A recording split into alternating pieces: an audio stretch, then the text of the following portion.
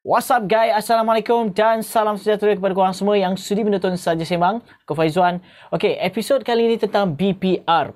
Mungkin ada di antara korang telah membuat e-janji temu dengan BPR untuk korang nak buat proses permohonan rayuan. Okey, berdasarkan kod-kod tertentu. Dan mungkin ada di antara korang terlepas pandang setelah aku dapat tahu melalui komen-komen.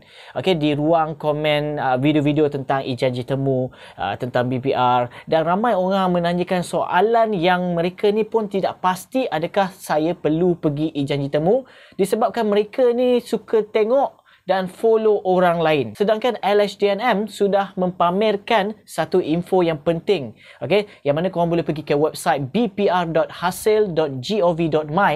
Di situ kalau korang masuk sahaja, depan itu ada tulis rayuan BPR 2021. Korang tengok statement kat atas tu. Situ dia ada sila klik info. Okey, yang pertama, dan sila klik info yang kedua. Okey, korang klik sahaja info yang kedua. Info yang kedua ini rujukan korang yang menerima kod-kod tertentu. Okey, dan dalam episod ni aku akan jelaskan, okey, kod ini perlu tak pergi ke LHDNM ataupun pergi ke pejabat? Perlu ataupun tidak? Soalan lazim pun dia telah maklumkan. Apakah ciri-ciri yang ada di dalam talian ataupun di dalam online, sistem online BPR yang korang tak perlu nak pergi ke LHDNM ataupun pergi ke pejabat?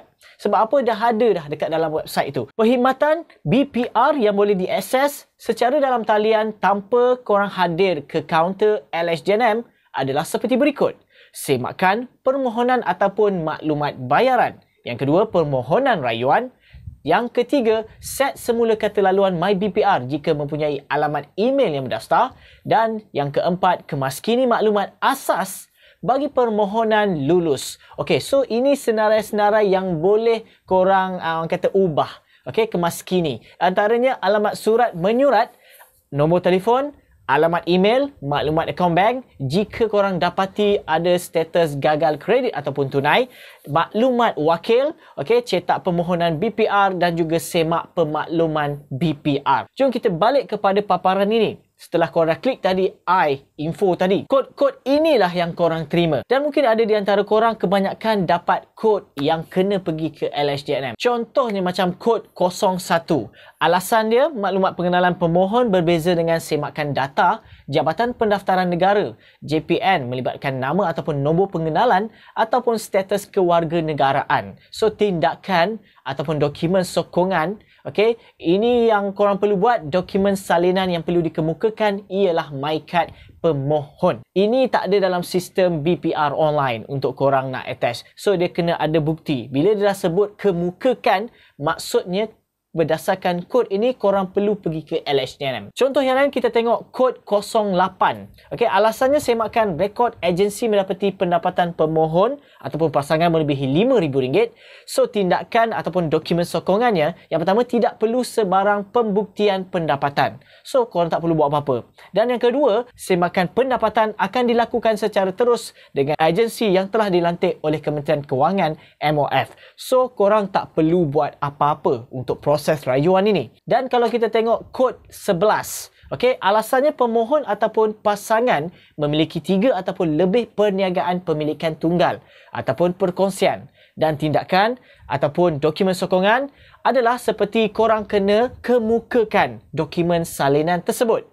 Okey, dokumen tamat perniagaan dalam tempoh sehingga 28 Februari 2021 ataupun CJ pendaftaran perniagaan sekiranya tidak lulus disebabkan pemohon dan pasangan mempunyai perniagaan yang sama. So, melalui statement ini, korang perlu datang ke LHDNM sebab korang perlu kemukakan bukti-bukti ini ataupun lampiran, okey, yang nak mengatakan korang ini tidak mempunyai 3 ataupun lebih perniagaan milikan tunggal ataupun perkongsian. Begitu juga dengan kod 21, guys. Okey, alasannya adalah pemohon wujud sebagai pasangan di permohonan lain. So, tindakan ataupun dokumen sokongan yang pertama, pertimbangan, hanya diberikan bagi perubahan status perkahwinan sebelum ataupun pada 28 Februari 2021. Ini merujuk kepada kemaskini yang telah dibuka pada awal tahun dahulu dan permohonan baru PPR. Waktu ketika itu peluang ini dibuka, maka ramai orang buat permohonan baru, kemaskini dan sebagainya. Jika korang ada terlibat dengan perubahan status waktu ketika ini, maka korang layak untuk permohonan rayuan dalam kod 21. Jika tak, korang abaikan sahaja. Bagi korang yang ada berubah status, dapati korang tak lulus, maka korang perlu lalui proses yang kedua pula. Maksudnya korang perlu bawa dokumen asal dan salinan yang perlu dikemukakan. Antaranya bagi korang status kahwin, my kad pemohon, dan sijil ataupun surat pengesahan perkahwinan ataupun dan sebagainya kat situ. Dan yang kedua, status ibu bapa tunggal ataupun balu ataupun janda ataupun duda. Okey, yang mana korang perlu bawa sijil ataupun surat pengesahan perceraian daripada Jabatan Agama Islam ataupun Jabatan Pendaftaran Negara ataupun Majlis Anak Negeri Sabah dan sebagainya.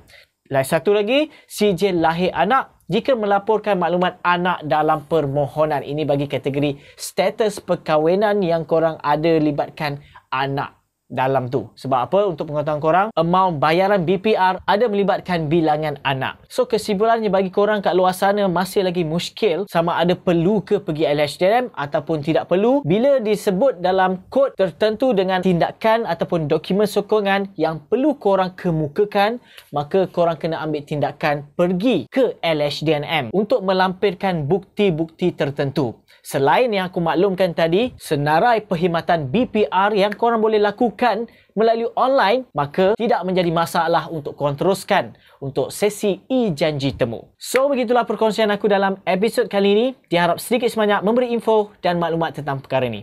Bagi korang yang belum subscribe channel aku Ustaz Sembang, please klik button subscribe dan jangan lupa share dan juga like video ini guys. Aku Faizwan. Assalamualaikum.